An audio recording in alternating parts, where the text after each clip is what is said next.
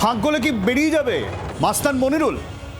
Commission নির্দেশ দিয়েছিল গতকাল বিকেল 5টার মধ্যে মনিরুলের বিরুদ্ধে এফআইআর করতে হবে। কি হলো? এখনো পর্যন্ত এফআইআর হয়েছে এরকম কোনো খবর নেই। গ্রেফতারের বদলে তাই মনিরুলের বিরুদ্ধে এখন তদন্ত। কে তদন্ত করবে? এসডিওকে তদন্তের নির্দেশ দিয়েছেন জেলার নির্বাচনী আধিকারিক। প্রশ্ন হচ্ছে কেন এফআইআর হলো না? কেন তার বিরুদ্ধে কালকে থেকে শুরু হলো না কোনো পদক্ষেপ? শাসক বিধায়ক বলেই কি এই মাস্তান মনিরুলকে ছাড়? সেই ছবি দেখাচ্ছি আপনাদেরকে, যেখানে এই মনিরুলের মাস্তানি ছিল একেবারে বিডিও অফিসে ঢুকে তাণ্ডব, দাঁড়িয়ে থেকে এই বিধায়ক, শাসক দলের বিধায়ক এই বিডিও অফিসে রীতিমতো তাণ্ডব চালিয়েছিল। তারপর গ্রেফতারও হয়েছিল যারা দুষ্কৃতী, তারা আবার জামিনও পেয়ে বেরিয়েছে, তাদের ফুল মালা সবই চলেছিল, অথচ বিধায়কের বিরুদ্ধে কোনো পদক্ষেপ নয় কেন?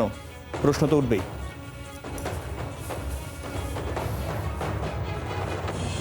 আর এই মনিরুল আগেও হুঙ্কার দিয়েছিল। সেই হুঙ্কার কিরকম ছিল? নির্বাচন কমিশনকে সরাসরি চ্যালেঞ্জ জানিয়েছিলেন তৃণমূল বিধায়ক। শোনাই। এই ঝান্ডা কমচির ঝান্ডা চলবে না, লাঠিতে ভাঙতে হবে, লাঠিতে। কোমরকে ঢিলা করে দিতে হবে নির্বাচন কমিশনে। মানুষকে নিয়ে ছেলা খেলানো করছো, আর তুমি নিরাপত্তা নিয়ে ঘেরাটোপের মধ্যে আছো না? তুমি আকাশে আছো, পাতাল থেকে ছেঁচড়ে বের করবো। একটার পর একটা গালে থাপ্পড় পড়ছে বিজেপি। এফআইআর এখনো পর্যন্ত হয়েছে খবর নেই। এসডিওকে দিয়ে তদন্ত করানোর একটা বিষয় সামনে এসেছে এবং সেই তদন্ত চলবে। এবং যে ছবি আপনাদের দেখাচ্ছি, ওই যে সমস্ত দুষ্কৃতীরা গ্রেপ্তার হয়েছিল, জামিন পেয়ে বেরোনোর পর তাদের একেবারে বীরের সম্মান।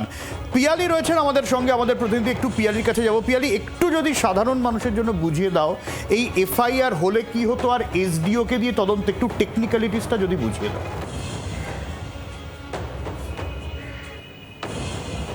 একেবারে দেখো, নির্বাচন কমিশন যে নির্দেশ দিয়েছিলেন সেটা হচ্ছে জেলা শাসক বা যিনি ডিস্ট্রিক্ট ইলেকট্রাল অফিসার রয়েছেন, জেলার নির্বাচনী আধিকারিক, তাকে নির্দেশ দেওয়া হয়েছিল গতকাল বিকেল 5টার মধ্যে মনিরুল ইসলামের বিরুদ্ধে এফআইআর রুজু করার, অর্থাৎ ফৌজদারি মামলা রুজু করার। থানাতে মামলা রুজু হবে, তার বিরুদ্ধে ক্রিমিনাল কেস হওয়ার কথা ছিল। কিন্তু সেটা আপাতভাবে কিন্তু জেলার নির্বাচনী আধিকারিক তিনি সেটা করলেন না। তিনি যেটা করলেন সেটা একটা এসডিওকে একটা এনকোয়ারির নির্দেশ দিয়েছেন, অর্থাৎ জেলা শাসকের নির্দেশ মতন মহকুমার শাসক তিনি একটা অনুসন্ধান চালাবেন এবং সেই অনুসন্ধানের ভিত্তিতে তিনি রিপোর্ট দেবেন এবং সেই রিপোর্টের ভিত্তিতে পরবর্তী সময় যদি মনে হয় তাহলে তারা পুলিশে অভিযোগ দায়ের করবেন এবং তারপরে ক্রিমিনাল কেস হতে পারে। অর্থাৎ নির্বাচন এখানে একটু জানতে চাইব, নির্বাচন কমিশন সরাসরি নির্দেশ দিয়েছিল যে এই বিধায়কের বিরুদ্ধে একেবারে ফৌজদারি তদন্ত হবে, মামলা দায়ের করো। তা না করে এখন তার মানে জেলা শাসক বলছেন না, আগে তদন্ত করে দেখা হবে, তারপরে ভাবা হবে এই এফআইআর এভাবে করা হবে কিনা। বিষয়টা তাই দাঁড়াচ্ছে, তাই তো? একেবারেই তাই দাঁড়াচ্ছে। এবং এক্ষেত্রে দাঁড়িয়ে জেলার নির্বাচনী আধিকারিক তিনি যে নির্বাচন কমিশনকে এক্ষেত্রে কি ব্যাখ্যা দেয় সেটাও দেখার। তার কারণ হচ্ছে জেলা শাসক, তুমি যেটা উল্লেখ করলে যে নির্বাচন কমিশন নির্দেশ দিয়েছিল যে এফআইআর রুজু করতে হবে, এক্ষেত্রে এফআইআর রুজু হলো না। কারণ আমরা আজকেও সকালে যে খবর করছিলাম যে পুলিশ কোনো এফআইআর রুজু করেনি, তার কারণ তাদের কাছে সঙ্গে থাকো। ঠিক এই জায়গায় আমরা একটু রাজনৈতিক প্রতিক্রিয়াও নিই। দেবজিৎ সরকার রয়েছেন আমাদের সঙ্গে। দেবজিৎ বাবু, আপনি জানেন যে মনিরুল ইসলামের ঘটনাটা এবং এফআইআর হয়নি, এসডিওকে দিয়ে তদন্ত, আপনার প্রতিক্রিয়া?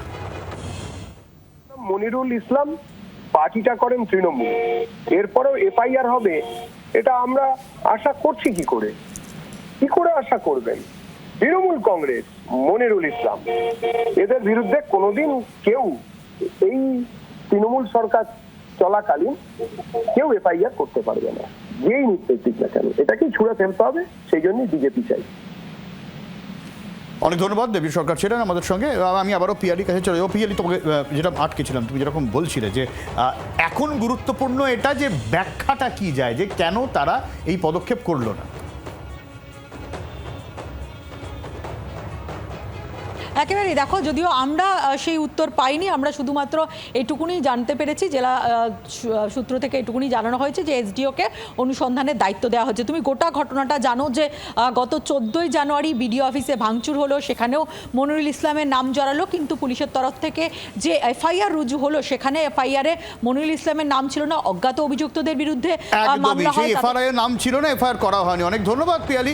আমরা তৃণমূল কংগ্রেসের প্রতিক্রিয়া নেব। জয়প্রকাশ মজুমদার রয়েছেন আমাদের সঙ্গে। জয়প্রকাশ বাবু, আপনাদের দলের সর্বোচ্চ স্তর থেকে বলা হয় যে আইনের চোখে কেউ রেয়াত পাবে না, দলের কাউকে ছাড় নয়, অথচ আপনাদের দলের বিধায়ক যে কাজটা করেছেন এখনো এফআইআর হলো না কেন, প্রশ্ন তুলছে বিজেপি।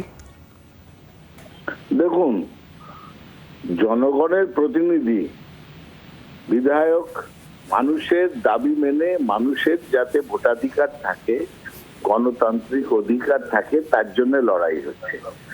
অনেক কষ্টে স্বাধীনতা পেয়েছি আমরা, অনেক লড়াইয়ের ফল গণতন্ত্র পেয়েছি। আর বিজেপি আর ইলেকশন কমিশন মিলে গণতান্ত্রিক অধিকার ছিনিয়ে নেবে আর বাংলার মানুষ চুপচাপ দেখবে, এটা তো হতে পারে না। মানুষের দাবি মেনে বিডিও অফিস ভাঙচুর না, বিডিও অফিস ভাঙচুরের প্রশ্ন কখন আসছে? যখন ইলেকশন কমিশনের হুকুমে তারা মানুষ বিরোধী কাজ করছে। আজকে যখন স্বাধীনতার সময়, যখন স্বাধীনতা সংগ্রামীদের ধরা হতো, কেন স্টেশনে আগুন লাগিয়েছো, তারপর তাদের জেল হতো, তারপরে তারা বেরিয়ে আসলে তাদের কি বলা হতো যে নিকৃষ্ট কাজের আসামি না স্বাধীনতা সংগ্রাম?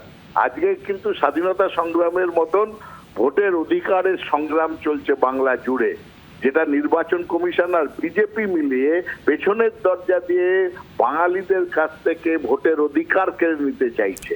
আচ্ছা, সেখানে মানুষ রাস্তায় নামবে না, মানুষ আটকাবে না তো কে আটকাবে? নিজেদের অনেক কষ্টে অর্জিত এই ভোটের অধিকার, আর এই নির্বাচন কমিশন ছেলে খেলা করছে। সুপ্রিম কোর্টের অর্ডার সত্ত্বেও তারা ধমকি দিচ্ছে মানুষকে। আচ্ছা, অনেক ধন্যবাদ। জয়প্রকাশ মজুমদার ছিলেন আমাদের সঙ্গে। জয়প্রকাশ মজুমদার, কোন দিকে যায় পরিস্থিতি অবশ্যই আমাদের নজর রাখতে হবে। যেখানে তৃণমূল কংগ্রেস দাবি করছেন এটা দ্বিতীয় স্বাধীনতা সংগ্রাম, এবং সেক্ষেত্রে কোথাও গিয়ে একটা ডিফেন্ড করার বিষয় সামনে এলো। বাংলার আওয়াজ, বাঙালির আবেগ, জি 24 ঘন্টা।